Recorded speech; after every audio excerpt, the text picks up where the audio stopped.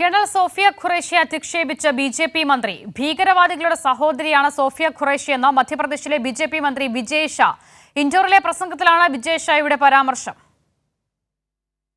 जिन्होंने हमारी बेटियों के सिंदूर उजाड़े थे वही कटे पिटे लोगों को हमने उन्हीं की बहन भेज करके उनकी ऐसी की तैसी करवाई. एक बार मोदी जी के लिए जोरदार ताली बजाएं.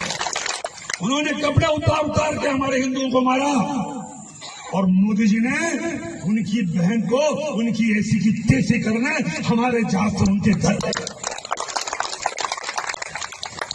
अब मोदी जी कपड़े तो उतार नहीं सकते थे, इसलिए उनके समाज की बहन को भेजा कि तुमने हमारी बहनों को अगर विधवा किया है तो तुम्हारे समाज की बहन आके तुम्हें नंगा करके छोड़ेगी.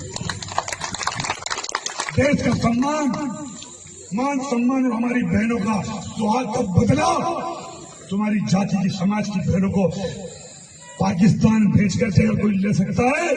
और उन्होंने कहा था. അബ്ദുൾ റഷീദ് ചേരുകയാണ് വിവരങ്ങൾ നൽകാൻ. അബ്ദുൾ റഷീദ്, മതേതര ഇന്ത്യയുടെ മുഖമായ ഒരു സൈനിക ഉദ്യോഗസ്ഥക്കെതിരെയാണ് ഒരു ബിജെപി മന്ത്രി വിഷം തുപ്പുന്നത്.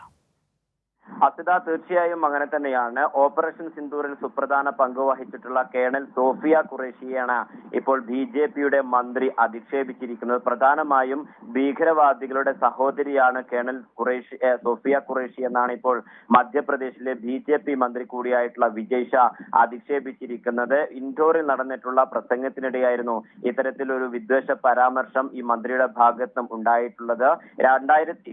ഏപ്രിൽ 22 കശ്മീരിലെ പഹൽഗാമിൽ നടന്ന ഭീകരാക്രമണത്തിന് പ്രതികാരം ചെയ്യാൻ പ്രധാനമന്ത്രി പാകിസ്ഥാനിലുള്ള ഭീകരരുടെ അതേ സമുദായത്തിൽ നിന്നുള്ള സഹോദരിയെയാണ് അയച്ചത് എന്നായിരുന്നു വിജയ് ഷായുടെ പരാമർശം. എന്തായാലും ഈ പരാമർശത്തിന്റെ വീഡിയോ പ്രതിപക്ഷ പാർട്ടികളടക്കം സാമൂഹ്യ മാധ്യമങ്ങളിൽ പങ്കുവെച്ചതോടെ വലിയ വിവാദത്തിന് തിരക്കൊളുത്തിയിരിക്കുകയാണ്. ഈ മന്ത്രി രാജിവെക്കണമെന്ന ആവശ്യം കോൺഗ്രസിന്റെ അടക്കം ഉള്ള ഭാഗത്ത് നിന്നും ഉയർന്നു വരികയും ഉണ്ട്. പ്രത്യേകിച്ചും സാമൂഹ്യ മാധ്യമങ്ങളിൽ അടക്കം മന്ത്രിക്ക് നേരെ വലിയ വിവാദം തന്നെയാണ് ഉയർന്നു വരുന്നത്. എന്തായാലും നേരത്തെ വിദേശകാര്യ സെക്രട്ടറി വിക്രം മിശ്രിക്കും ഇത്തരത്തിലുള്ള ഒരു സാമൂഹ്യ മാധ്യമങ്ങളിൽ നിന്നും വലിയ വിദ്വേഷ പ്രസംഗങ്ങൾ അടക്കമുണ്ടാകുന്ന സാഹചര്യം ഉണ്ടായിരുന്നു.